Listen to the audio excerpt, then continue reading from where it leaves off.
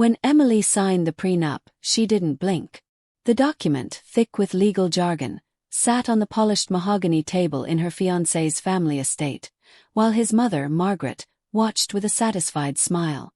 Emily's modest background, a schoolteacher's daughter from a small Midwestern town, made the prenup seem like a mere formality to Margaret. What she didn't know was that Emily's father, a man who wore flannel shirts and drove a beat-up pickup, was worth billions. His fortune hidden behind a labyrinth of trusts and offshore accounts. The ink on Emily's signature was barely dry when the real story began to unravel, revealing a web of secrets, assumptions, and a family on the brink of upheaval. Emily first met Nathan at a charity gala in Chicago. She was there as a volunteer, helping organize the event for a local literacy program. Nathan, the heir to a real estate empire, was a guest speaker, charming the crowd with his easy confidence. Their paths crossed during a quiet moment near the dessert table, where Emily's quick wit caught Nathan off guard. She teased him about his overly polished speech, and he laughed, disarmed by her lack of pretense. They talked for hours, oblivious to the gala winding down around them. By the end of the night, Nathan asked for her number, and Emily, with a playful shrug, gave it to him. Their relationship moved quickly. Nathan was drawn to Emily's grounded nature, her ability to see through the superficial trappings of his world. She didn't care about his family's wealth or the glittering social circles they moved in. Emily, for her part, liked Nathan's sincerity, the way he listened when she spoke about her students or her love for old books. Within a year, Nathan proposed, kneeling in the middle of a quiet park they'd wandered into during one of their late-night walks. Emily said yes without hesitation, her heart full. But Nathan's mother, Margaret, was less enthused. A woman who had spent decades guarding the family's legacy, she viewed Emily with polite suspicion. Emily's background, as far as Margaret knew, was unremarkable. Her father, Tom, was a retired schoolteacher who lived in a modest ranch house in Iowa. Her mother had passed away when Emily was young, and there was no trace of wealth or status in her family. To Margaret, Emily was a sweet but unsuitable match for her son, someone who could never understand the weight of their family's name. The prenup was Margaret's idea, a safeguard to protect Nathan's inheritance. Nathan resisted at first, insisting Emily wasn't after his money, but Margaret's influence was unrelenting. Eventually he agreed, presenting the document to Emily with an apologetic look. Emily read through the prenup carefully, her face unreadable. The terms were strict. In the event of a divorce, she would walk away with nothing from Nathan's family fortune. She signed it the same day, her signature steady and deliberate. Nathan was relieved, but Margaret took it as confirmation of her assumptions. Emily was too naive to negotiate, too ordinary to challenge the family's terms. What Margaret didn't know was that Emily's father, Tom, had been watching the entire situation unfold from a distance, his silence masking a fortune that could dwarf the wealth Margaret so fiercely protected. Tom had always been a private man. To the people of his small Iowa town, he was the guy who fixed his own roof, mowed his own lawn, and showed up to community potlucks with a homemade casserole. No one suspected that he'd spent decades building a tech empire in the shadows. In the early days of the internet, Tom had developed a series of algorithms that revolutionized data encryption. He sold his patents to a handful of corporations for sums that were never publicized, funneling the money into a network of trusts and investments that grew exponentially. By the time Emily was born, Tom was already a billionaire, but he chose to raise her in simplicity, teaching her the value of hard work and humility. Only a select few, his lawyer, his financial advisor, and Emily, knew the truth. Emily never spoke of her father's wealth. She didn't need to. Her life was comfortable but unflashy. She drove a used sedan, lived in a modest apartment, and poured her energy into her teaching career. When she met Nathan, she saw no reason to disclose her father's fortune. To her, their relationship was about love, not money. But as the wedding plans progressed and Margaret's skepticism grew, Emily began to sense the older woman's disapproval.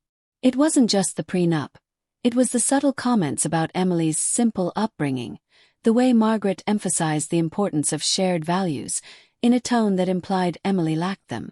Nathan, caught between his mother and his fiancée, tried to smooth things over. He assured Emily that the prenup was just a formality, that his mother would come around once they were married. Emily nodded, but she wasn't so sure. She'd seen the way Margaret's eyes lingered on her, assessing, calculating. Still, Emily kept her thoughts to herself, focusing on the wedding and the life she and Nathan were building together. The turning point came a month before the wedding, during a family dinner at the estate. Margaret had invited Emily's father, Tom, to join them, a gesture that seemed polite on the surface but carried an undercurrent of scrutiny. Tom arrived in his usual flannel shirt and jeans, his pickup truck looking out of place among the sleek cars in the driveway. Margaret greeted him warmly, but her questions were pointed. Where did he grow up? What did he do for a living now that he was retired? Tom answered vaguely, mentioning his years as a teacher and his love for woodworking. Margaret nodded, her smile tight, clearly unimpressed. As the dinner progressed, the conversation turned to the wedding. Margaret brought up the prenup, framing it as a practical step for both families. Tom listened quietly, his eyes flickering to Emily. She gave him a small nod, a signal they'd developed over the years to communicate without words. Tom set down his fork and leaned back in his chair. "Sounds like you've got everything figured out," he said to Margaret, his tone mild but carrying a weight she didn't catch. Emily suppressed a smile. She knew her father was holding back, letting Margaret dig her own hole. After dinner, Tom pulled Emily aside. They stood in the garden, away from the glow of the estate's chandeliers. "You sure about this?" he asked, his voice low. "Not Nathan, the family. They don't know you, Em. They don't know us." Emily sighed, tucking a strand of hair behind her ear. "I love Nathan," she said simply. "And I signed the prenup because I don't want their money. I want him." Tom nodded, his expression unreadable.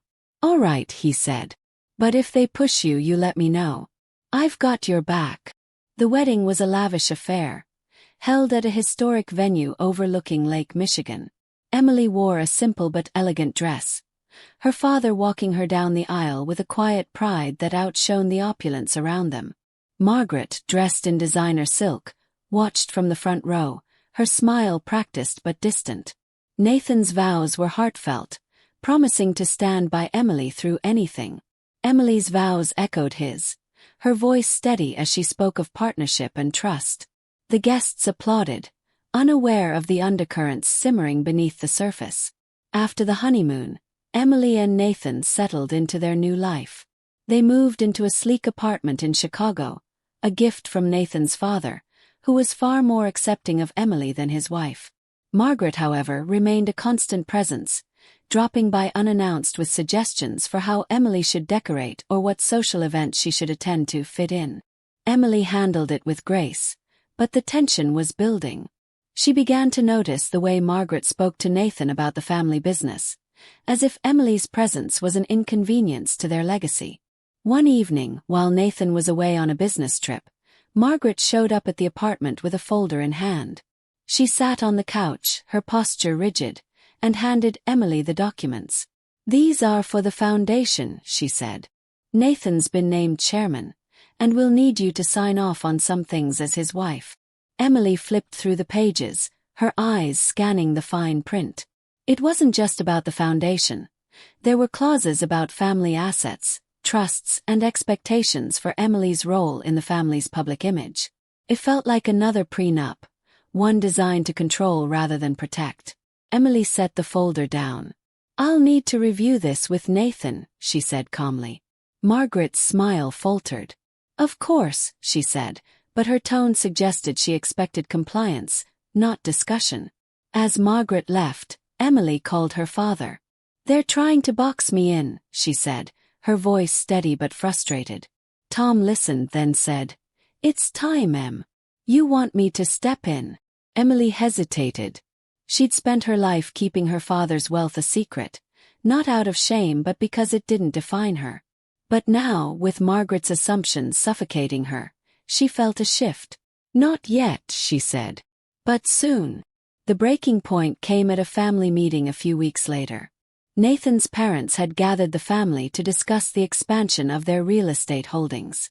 Margaret, as usual, dominated the conversation, outlining plans that assumed Emily would play a supportive, decorative role. When Emily asked a question about the financial projections, Margaret waved it off. "You don't need to worry about the details, dear," she said. "This is family business." The room went quiet. Nathan shifted uncomfortably, but before he could speak, Emily stood. "Actually," she said, her voice clear, "I think I do need to know the details. And since we're talking about family, I should probably mention that my father's company just acquired a controlling stake in your largest competitor." The room froze. Margaret's face paled. Nathan looked at Emily, confusion flickering in his eyes. "What are you talking about?" Margaret asked, her voice sharp. Emily didn't flinch. "My father, Tom. He's been in tech for years.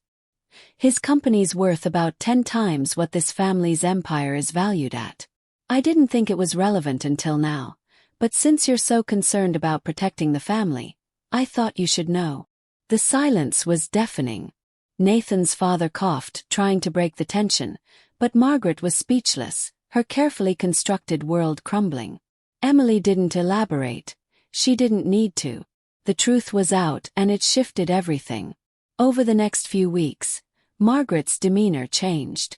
She stopped dropping by unannounced, stopped pushing Emily into roles she didn't want. Nathan, after a long conversation with Emily, began to see his mother's influence in a new light.